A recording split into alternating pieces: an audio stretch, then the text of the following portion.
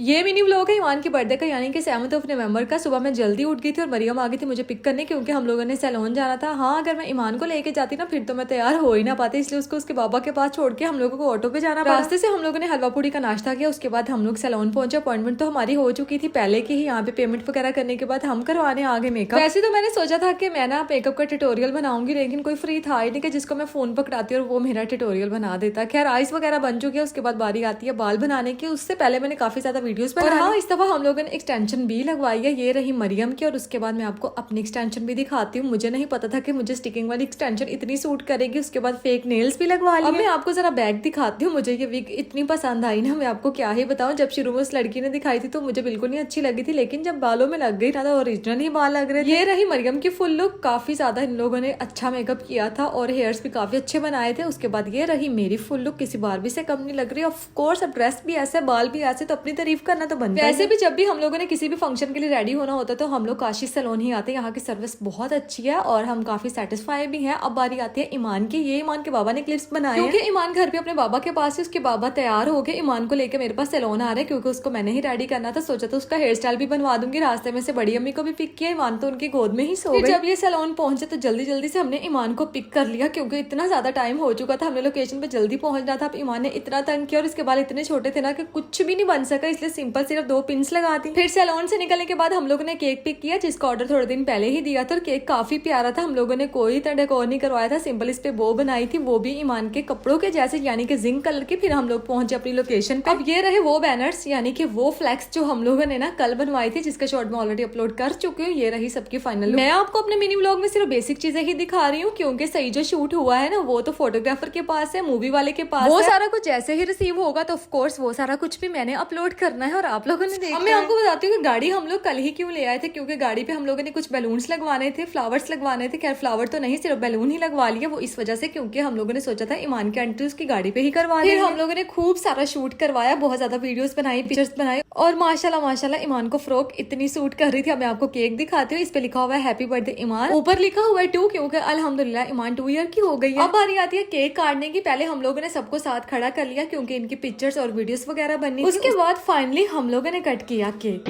बार बार दिन ये आए तू जिए हजारों साल, हैप्पी बर्थडे टू यू।